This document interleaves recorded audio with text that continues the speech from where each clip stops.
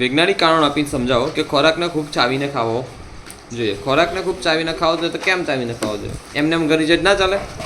હા, ચાવીને કેમ ખાવો જોઈએ? ચાલો આપણે ભણીએ. ખોરાક ખૂબ ચાવવાથી તેનો બારીક ભૂકો થાય છે. ખોરાક ખૂબ ચાવે ને તો તેનો બારીક ભૂકો, મતલબ નાનો આમ તો જરીક આમ તો ભૂકો થાય. એકદમ ઓછો નાનો જડી ટુકડા કરીને ભૂકો થઈ જાય છે. અને તેમાં પૂરતા પ્રમાણમાં લાળ ભળે છે. શું ભળે છે એમાં? લાળ ભળે છે. શું ભળે છે એમાં? લાળ ભળે છે. તેથી ખોરાક નરમ અને લીસો બને છે. ખોરાક કેવો બનશે? નરમ અને લીસો. મતલબ તમે વારંવાર ખાઓ તો બારીક ભૂકો, એકદમ ઝીણો ભૂકો થાય. પછી તેમાં શું ભળશે? લાળ ભળશે. હવે લાળ કઈ ગ્રંથિમાંથી સ્ત્રવે છે? લાળ ગ્રંથિમાંથી લાળ સ્ત્રવે છે.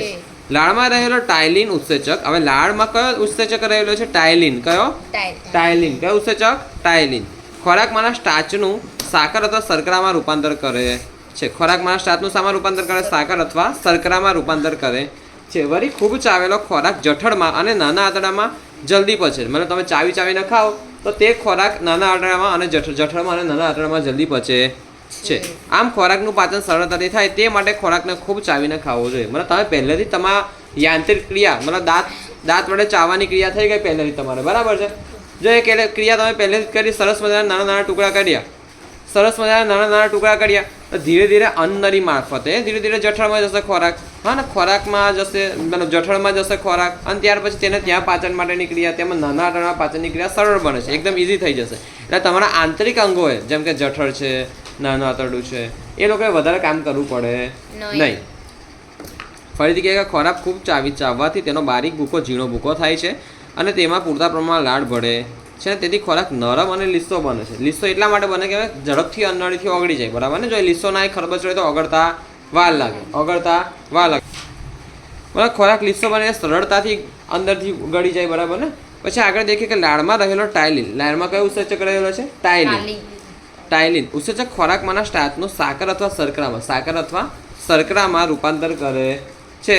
અને વળી ખૂબ ચાવેલો ખોરાક જઠરમાં અને નાના આંતરડામાં જલ્દી પચે છે. વધારે તમે ચાવેલો ખોરાક હોય ને, જઠર અને નાના આંતરડામાં જલ્દી પચે છે.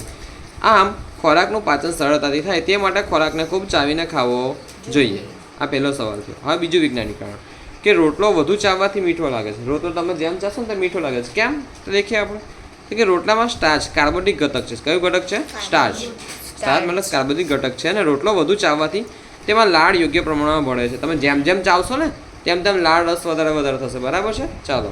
અને લાળમાં ટાયલિન નામનું ઉત્સેચક, જે આપણે આગળ પણ ભણ્યા કે કયા નામનું ઉત્સેચક હોય છે? ટાયલિન નામનું ઉત્સેચક હોય છે. હવે એ ટાયલિન નામનું ઉત્સેચક સ્ટાર્ચનું સાદી શર્કરામાં રૂપાંતર કરે છે. અને શર્કરા મતલબ સાકર સ્વાદે મીઠી લાગે છે, બરાબર? તેથી રોટલો વધુ ચાવવાથી મીઠો લાગે છે. મતલબ રોટલા આપણે જેમ ચાવીએ તેમ રોટલામાં શું મળશે? વધારે પડતું લાળ. અને લાળમાં શું હોય છે? ટાયલિન. શું હોય છે? ટાયલિન. અને આ લાળમાંનો ટાયલિન નામનું ઉત્સેચક શું કરે છે કે સ્ટાર્ચનું સાદી શર્કરામાં રૂપાંતર કરે છે. અને શર્કરા અથવા સાકર સ્વાદે કેવી લાગે છે?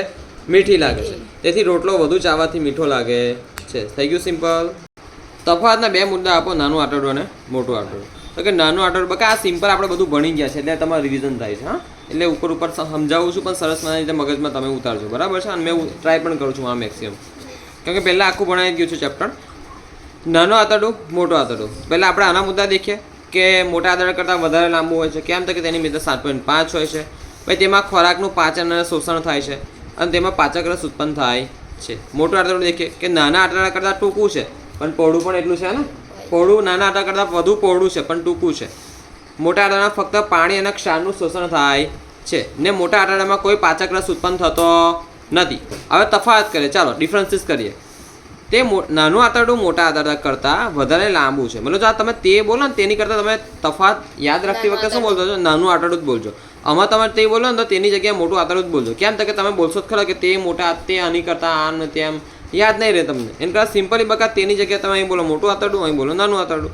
મોટું આંતરડું નાના આંતરડા કરતાં ટૂંકું છે અને લંબાઈ કેટલી છે? 1.5 મીટર છે, પણ પહોળાઈમાં વધારે છે, બરાબર? હવે નાના આંતરડામાં ખોરાકનું પાચન અને શોષણ થાય છે. ખોરાકનું પાચન, મેક્સિમમ ખોરાકનું પાચન ક્યાં પૂરું થાય છે? નાના આંતરડામાં. અને મોટા આંતરડામાં ફક્ત પાણી અને ક્ષારનું શોષણ થાય છે. જે ખોરાક જે પણ અપાચિત ખોરાક રહ્યો, જે પૈસો ના હોય, હા, તો તેમાંથી પાણી અને ક્ષારનું શોષણ થાય છે. છેલ્લે બગા આગળ જઈને મોળાશયમાં જાય છે. મોળાશયમાં જાય ખોરાક અને ત્યાં પછી મળદ્વાર મારફત બહાર નીકળે, તેને મળત્યાગ કહેવાય. હવે નાના આંતરડામાં પાચક રસ ઉત્પન્ન થાય છે, જ્યારે મોટા આંતરડામાં પાચક રસ ઉત્પન્ન થતો નથી. ચલો તફાવત દેખીએ, તફાવત કઈ જોડકા દેખીએ. લાળસ ક્યાં ઉત્પન્ન થાય છે? મુખ ગુહા. કઈ ગ્રંથિના કારણે? લાળ ગ્રંથિ. પિત્તરસ ક્યાં ઉત્પન્ન થાય છે? નાના આંતરડામાં. ક્યાં ઉત્પન્ન થાય છે? નાના આંતરડામાં. શાના લીધે? પિત્તાશય. હાઇડ્રોક્લોરિક એસિડ ક્યાં? જઠર. HCl આપણે ભણી ગયા. આંતરરસ ક્યાં? આમાં કોઈ પાચક, મોટા આંતરડામાં કોઈ પાચક રસ ઉત્પન્ન થતો નથી. એટલે આંતર પછી આંતરડું યાદ આવે.